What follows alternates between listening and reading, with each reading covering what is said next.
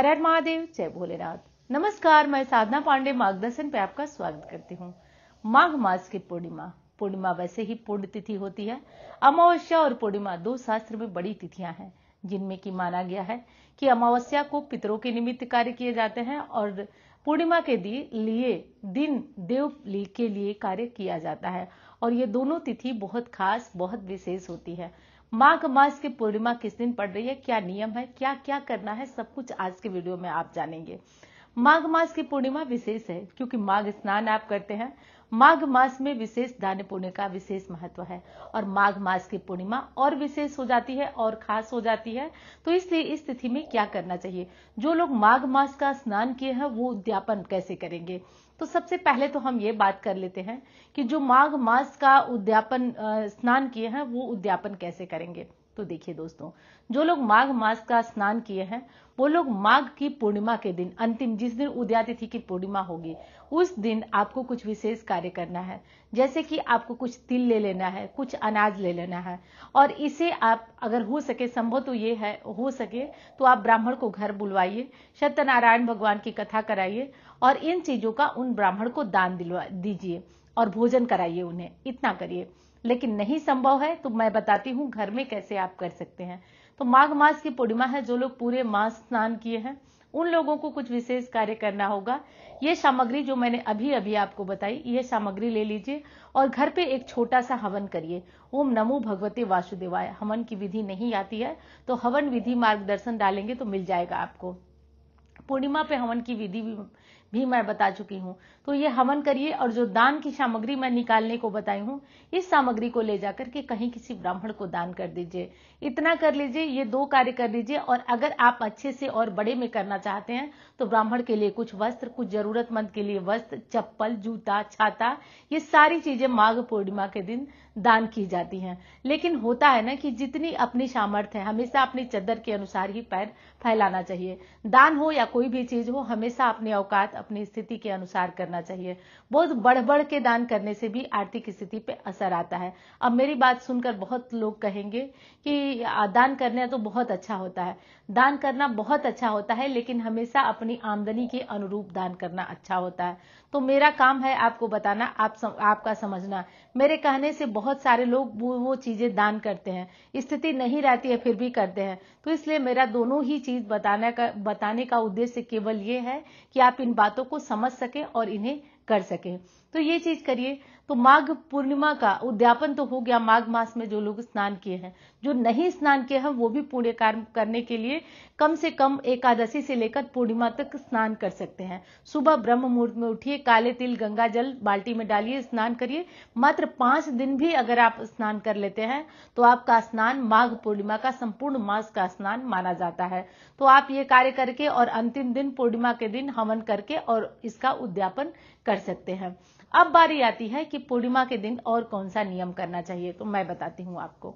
पूर्णिमा के एक दिन पहले अगर जरूरी कार्य हो, आपको बाल धोना हो तो एक दिन पहले आप धो लीजिए, क्योंकि पूर्णिमा तिथि में बाल नहीं धोया जाता है। अब बात आती है कि जो लोग नदी वगैरह में स्नान करेंगे वो तो बिना डुबकी लगाए स्नान होगा नहीं। तो डुबकी लगाकर या जैसे भी हो, नदी में बाल धोया जाता है, साबुन शैम्पू न लगाइए आप, डुबकी लगाकर आप स्नान कर सकते हैं नदी में। दूसरी चीज है कि पीले रंग का सिंदूर भी पूर्णिमा के दिन नहीं लगाया जाता है। तो जो भी आपको बाल वगैरह धोने का काम है वो एक दिन पहले से ही आप करके तैयार हो जाए। पूर्णिमा के दिन सुबह जल्दी जगिए, क्योंकि जगने में स्नान का बहुत महत्व होता है, इसलिए जल्दी जगने को कहती हूँ। तो स्नान का महत्व होता है, इसलिए जल्दी जगिए और कोशिश करिए कि आज जग करके अपने जो दैनिक काम है, छोटे बड़े घर के काम है, उन्हें निपटा लीजिए। और सूर्य डूबने से पहले, यानी अंधेरा रहे तभी आप बाल्टी में गंगा जल डालिए और गंगा जल डालकर हर हर गंगे बोलते हुए आप स्नान कर लीजिए। बढ़िया से स्नान कर लीजिए, हर हर गंगे बोलते हुए स्नान कर लीजिए। स्नान करने के बाद अब आपको करना है कुछ दान। अगर आप दान निकाल चुके हैं तो उचित है, नहीं तो खिचड़ी जैसा नहीं है, आप नहाने के बाद भी कुछ दान निकाल सकते हैं। दान में आप अनाज जरूर दान करें, दान के ऊपर कुछ पैसे जरूर रखें, कुछ पैसे 10 रुपए, 20 रुपए, 5 रुपए, जो आपकी स्थिति हो, जैसी स्थिति हो, आप कुछ पैसे जरूर रखें और इस दान को किसी मंदिर में किसी जरूरतमंद के यहाँ भिजवा दीजिए। सब मिलाकर कहने का मतलब है कि अगर आप मार्गदर्शन परिवार के सदस्य हैं तो आप किसी भी स्थिति में आज पूर्णिमा का दान जरूर निकाला करें, बहुत पुण्यदायी होता है। और आज सत्यनारायण की कथा जरूर सुने। अगर आप नहीं सुन पाते हैं तो घबराइए नहीं, मार्गदर्शन चैनल पे लाइव आपको कथा सुनवाई जाती है। और एक ट्रिक बताई हूं आपको कि जब कथा में शंख बजे आप आंख बंद कर अपनी मनोकामना मांगे। आप और मैं दोनों साथ साथ कथा को श्रवण करेंगे। तो आप लोग ये ट्रिक करके देखिएगा। 12 पूर्णिमा भी अगर आपने किया ना, कथा श्रवण करने मात्र से दरिद्रता दूर होती है और ब्राह्मण के मुख से वो कथा सुनने का आनंद ही अलग हो जाता है। कथा मैं भी कर सकती हूँ, ऐसा नहीं कि मैं कथा नहीं कर पाऊंगी, कथा कर सकती हूँ, लेकिन इसी बहाने एक ब्राह्मण घर में आते हैं, उनके चरण पड़ते हैं, उनको भोजन वगैरह कथा के बाद कराया जाता है, तो ये सब काम हो जाते हैं और साथ साथ आप लोग भी सुन लेते हैं। तो पूर्णिमा की कथा लाइव होगी, कितने बजे होगी वो तो मतलब मान लीजिए कि 8 से 10 के बीच होता है। तो चैनल पे आप लोग थोड़ा सा कष्ट करिए, चेक करते रहिए और मेरे साथ मैं और आप दोनों कथा सुनेंगे। तो कथा इस तरह सुन लीजिएगा। अब दूसरी बात बताती हूँ आपको कि अगर आप पूर्णिमा तिथि में कुछ विशेष कार्य न कर पाए तो कम से कम आप माता लक्ष्मी के लिए छोटा सा हवन, या कहा जाता है, मतलब दादाजी कहा करते थे कि जिन घर में पूर्णिमा को एक छोटा सा हवन होता है उस घर कभी दरिद्रता प्रवेश नहीं कर सकती है, उस घर कभी अकाल मृत्यु नहीं हो सकती है। तो हमारे यहाँ का नियम था, दादाजी के पास जो लोग आते थे वो बताया करते थे कि पूर्णिमा तिथि पे आम की लकड़ी तोड़िए, आम की लकड़ी तोड़ करके उस पे थोड़ा घी गुड़ ये डाल करके और हवन करिए। और आपसे बता रही हूँ, एक बहुत दिनों पहले हमारी ही सब्सक्राइबर हैं और उनकी फोन पे मुझसे बात हुई थी। उनके घर में बहुत ज्यादा, मतलब हर साल में बड़ा परिवार था, किसी न किसी की मृत्यु हो जाती थी। वो बहुत दिखा चुकी थी, बहुत पूजा पाठ करा चुकी थी, हालांकि हर चीज से संपन्न थी। तो मैंने उनको केवल इतना बताया कि आप हर पूर्णिमा में एक छोटा सा हवन कराइए। आप छोटा सा हवन कराइए और भगवान की कृपा से 2 साल निकल गए और उनका घर कुशल है, ठीक है। तो मुझे दादाजी की ये बात अक्षरशः और सत्य होती हुई नजर आ रही है। तो आप लोगों से एक चीज कहना चाहूंगी कि अगर पूर्णिमा में सब कुछ कुशल, सब कुछ भला, सब कुछ अच्छा चाहते हैं तो अपने घर में नियम बनाइए। पूर्णिमा का हवन भी मैं करके आपको इसी चैनल पे दिखा चुकी हूँ। तो आप लोग एक छोटा सा हवन करने का नियम बनाइए, घी गुड़ डालिए, या फिर मैं खीर का या कैसे हवन करके दिखाई हूँ, आप चैनल पे देखिए और उस विधि से हवन करिए। बहुत ही अच्छा होता है। एक तो लक्ष्मी आपके घर में टिकती हैं, जिन घरों में बहुत कर्जे हैं वो कर्जे। एक चीज और आपको बता दूं कि उम्मीद मत करिएगा कि 3 पूर्णिमा 4 पूर्णिमा करके और बहुत भला हो जाएगा।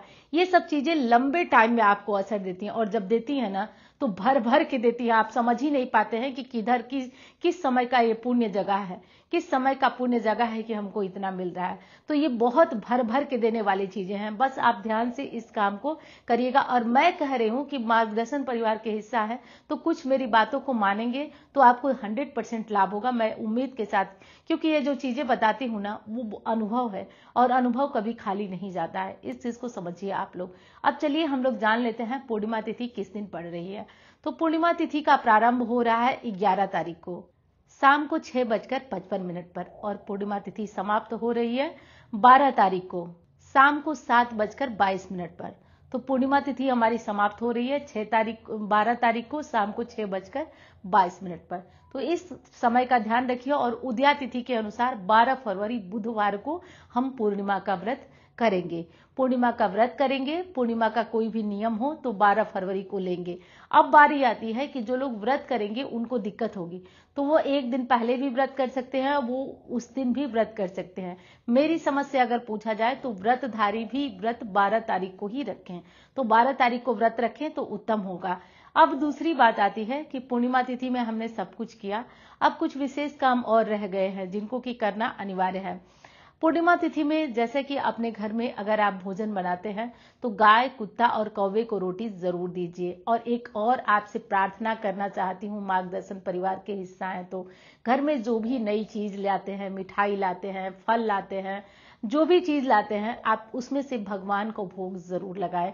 पहले भगवान को भोग लगाएं, फिर ही आप खाएं। आपके घर में बरकत बनी रहेगी, आपके घर में कहीं किसी प्रकार की कोई दुविधा, कोई दिक्कत नहीं आएगी। अब जब मैं ये वीडियो शूट कर रही हूं तो मैं जैसा कि सरस्वती पूजा में अपने कुछ बहुत ही प्रिय सब्सक्राइबर से मिली, तो वो लोग जो मेरे लिए उपहार लेकर आए थे उसमें कुछ खाने की चीजें भी थी।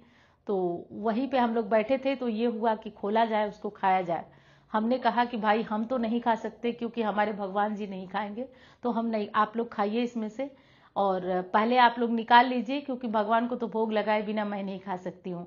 तो मैंने उनको कहा, लेकिन पूरी डिटेल तरीके से उनको नहीं बता पाई कि आप लोग भी अपने घर में करिए। तो मैं आज सबसे कह रही हूँ कि आप लोग अपने घर में जरूर जरूर से आप लोग इतना करिए कि आप अपने घर में जो भी खाने पीने की चीज आए, पहले अपने खाने से पहले भगवान को भोग लगाइए। आप समझ ही नहीं पाएंगे कि आप कितना बड़ा काम कर रहे हैं और कैसे आपके घर की बरकत बनी रहेगी, कैसे आपके घर में कोई अनहोनी नहीं होगी। तो केवल इतना करिए। और चलिए अब मैं मिलती हूँ आपसे अन्य वीडियो में। धन्यवाद।